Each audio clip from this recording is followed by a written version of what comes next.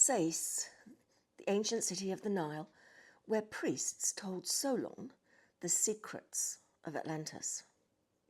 But what else was carved on their walls? What else was in their temples? This is Sais today. Yes, it's still there. Well, we know where it is at least. And if you haven't heard of Sais, let me tell you about the origin of the Atlantis story as we know it today. Because among all the places connected with the legend of Atlantis, none is more important than this ancient Egyptian city.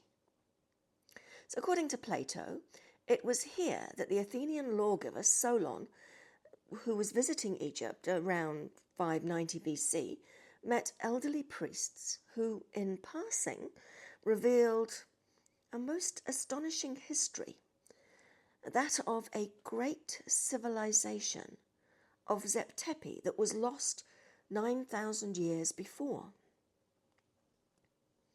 Whether Atlantis is described as Plato existed, Sais in Egypt was unquestionably real.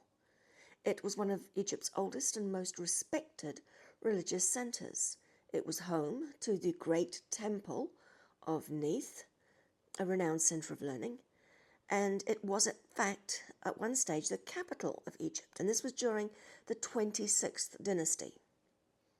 If any Egyptian city had archives stretching back into deep antiquity, Sais would be probably among the most likely places. But the question remains, what actually does survive today? And could there still be uncovered evidence beneath the ground? Because there certainly isn't anything much above ground. So let's have a look at Plato's account. Well, bits of it anyway. So in Plato's Timaeus and Critias, Solon apparently travelled to Sais while studying Egyptian history. And the priests kind of joked with him and said, "Solon, you Greeks are like children." And I guess what they meant by that was that they had a history that they didn't remember. So, and that they were like children all over again, having been born again, or at least that's how I understood it. They even went on to boast of how the Egyptian temples had preserved the records of thousands and thousands of years. So, in a nutshell, what Solon was apparently told was that Atlantis existed 9,000 years before Solon's visit, which kind of aligns with the Younger Dryas, that Atlantis ruled much of the known world, and that ancient Athens actually fought against Atlantis, or at least Atlantis attacked Athens, and Athens won.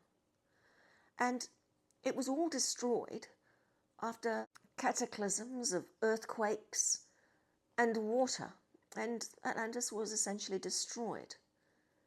The priests said that these records had been preserved within the temple of Neith. So that's kind of interesting, and Plato added a lot more to the story. I mean, there is an awful lot more, including activities of Greek gods. So, but we're not going to go there at this time. We're going to move on, and we're going to start talking about Sais itself. So today it's known as Sa el-Hagar. It's located in Egypt's Western Nile Delta. So that's above Cairo, so north of Cairo.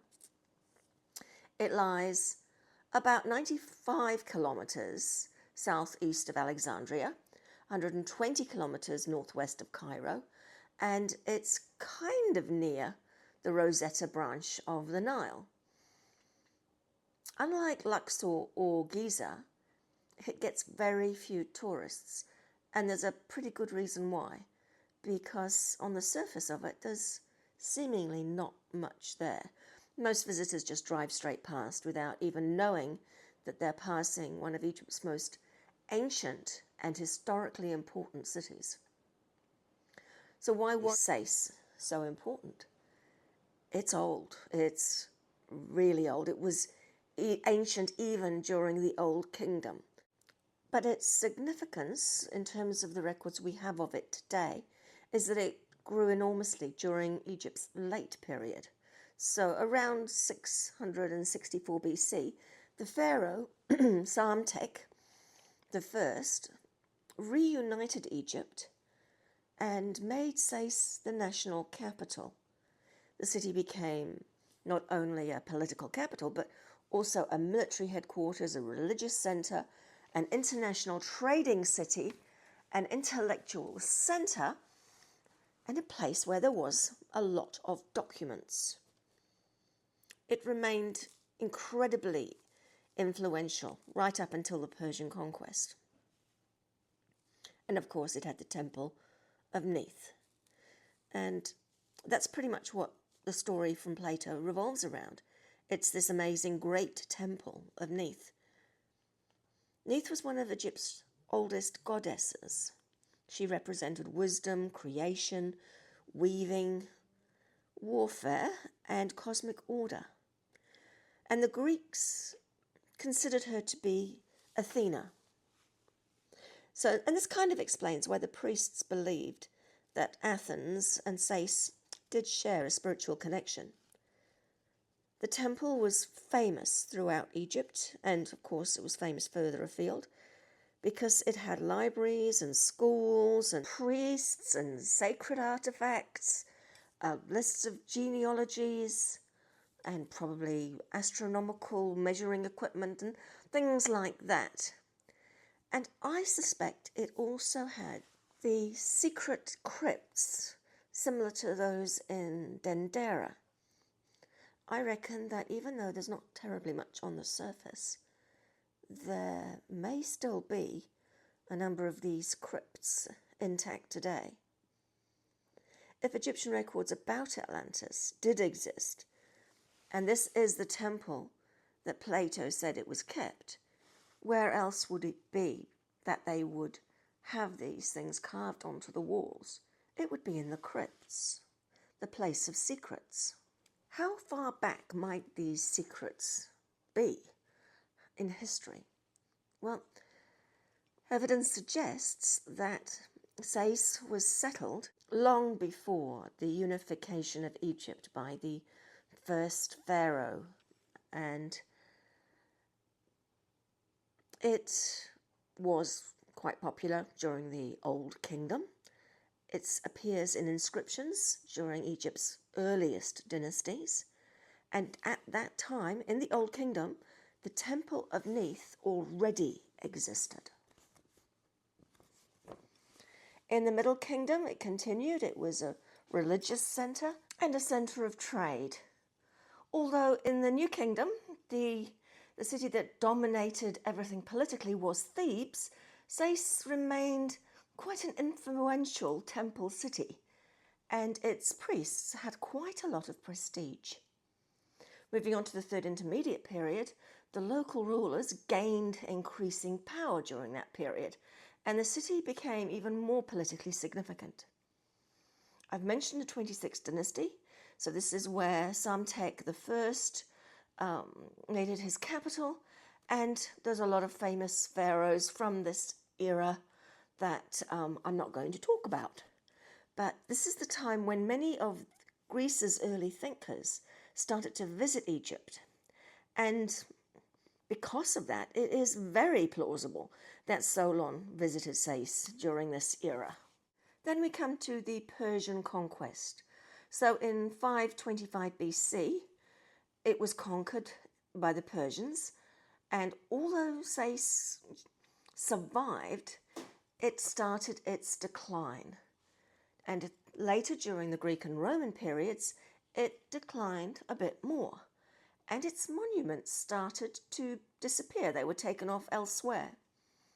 Then came the Islamic period, and the stone from the temples was quarried for new buildings, which was actually quite common throughout Egypt at that time. And so much of Sais literally was used as building materials for things like nearby villages. What remains today? Well, sadly not much above ground. So you might see a few scattered granite blocks, some broken columns, fragments of statues, maybe bits of an enclosure wall. Basically, it's all pretty much ruins.